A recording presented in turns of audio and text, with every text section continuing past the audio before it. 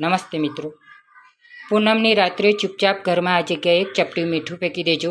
10 જુલાઈ 2025 અને ગુરુવારના દિવસે અષાઢ મહિનાની પૂનમ છે।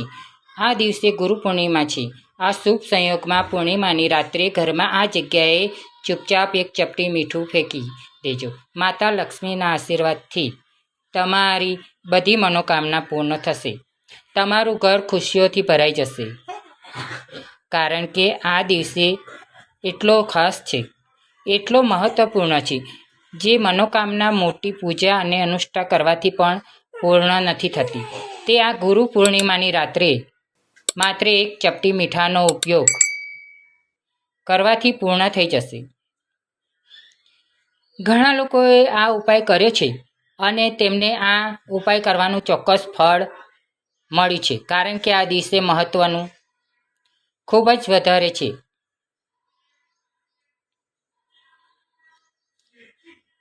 તો જરૂર આ ઉપાય કરજો, જરૂર આ ઉપાય કરજો।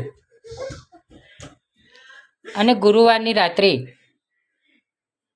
તેના ઉપાય કરવાથી ચોક્કસ ફળ મળે છે, કારણ કે આ દિવસે મહત્વનું ખૂબ જ વધારે હોય છે। તમારે એક ચપટી મીઠાનો ઉપાય જરૂર કરવો જોઈએ। તો તમે પણ 10 જુલાઈ 2025 અને ગુરુવારની રાત્રે એટલે કે ગુરુ પૂનમની રાત્રે આ એક ચપટી મીઠાનો ઉપયોગ કરવા માંગો છો, તો પહેલાં આ ઉપાયને સારી રીતે સમજી લેજો અને પછી કરજો।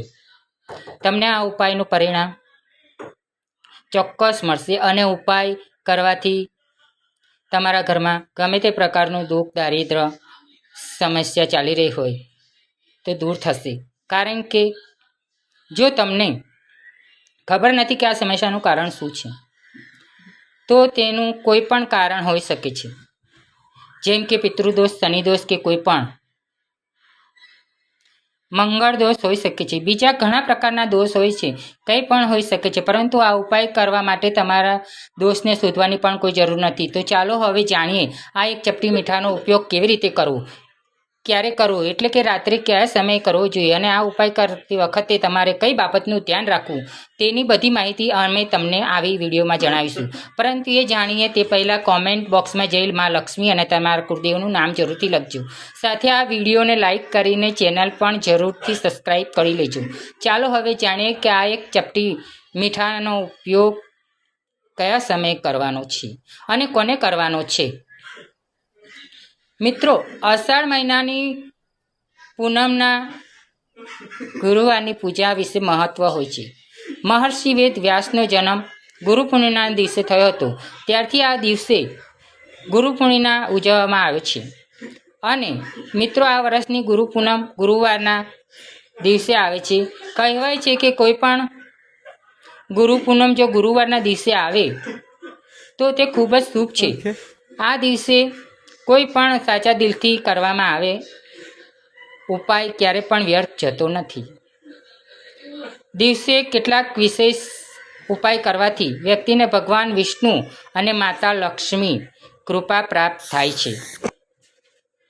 તો ચાલો સૌથી પહેલાં ગુરુ પૂનમની સાચી તારીખ અને સમય અને શુભ મુહૂર્ત વિશે જાણીએ। મિત્રો, વૈદિક પંચાંગ અનુસાર અષાઢ મહિનાની પૂનમની તિથિ 10 જુલાઈ 2025ના રોજ બપોરે 1:30-37 થશે।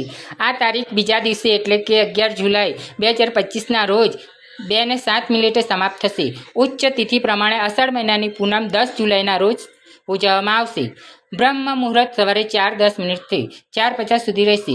અભિજીત મુહૂર્ત બપોરે 11:27 બપોરે 12:54 સુધી રહેશે। આ દરમિયાન સ્નાન દાન કરો તો શુભ ફળની પ્રાપ્તિ થશે। મિત્રો, હવે જાણીએ કે આ ઉપાય શા માટે કરવામાં આવે છે। કોઈ પણ ઈચ્છા પૂર્ણ કરવા માટે અને તમારા જીવનમાં દુઃખ, સમસ્યાને દૂર કરવા માટે, અથવા તો તમારું કોઈ ખોટું કામ પૂર્ણ થઈ રહ્યું નથી તે માટે તમે ઉપાય કરી શકો છો। તમારી કોઈ પણ મનોકામના પૂર્ણ કરવા માટે ઉપાય કરી શકો છો।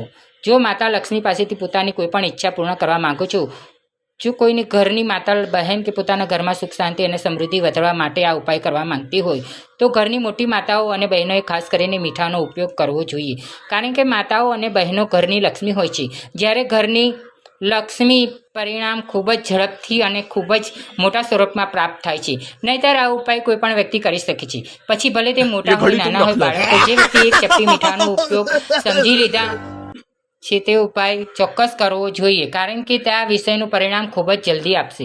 આજનો દિવસ ખૂબ જ મહત્વપૂર્ણ છે, કારણ કે આ દિવસે ગુરુ પૂર્ણિમા છે. તેથી આ દિવસનું મહત્વ વધારે સમજે, કારણ કે ગુરુ પૂનમના દિવસે આ ઉપાય કરવાથી માતા લક્ષ્મી અને ભગવાન શ્રી હરિવિષ્ણુ ખૂબ જ સરળતાથી પ્રસન્ન થાય છે. તો ચાલો હવે જાણીએ ચપટી મીઠાનો ઉપયોગ કેવી રીતે કરવો અને ઉપાય કરવાનો શું. તો જુઓ, 10 જુલાઈ 2025ને ગુરુવાર રાત્રે એક ચપટી મીઠાનો ઉપયોગ કરવાનો. આ ઉપાય તમારે જરૂર કરો અને કમેન્ટમાં લખો.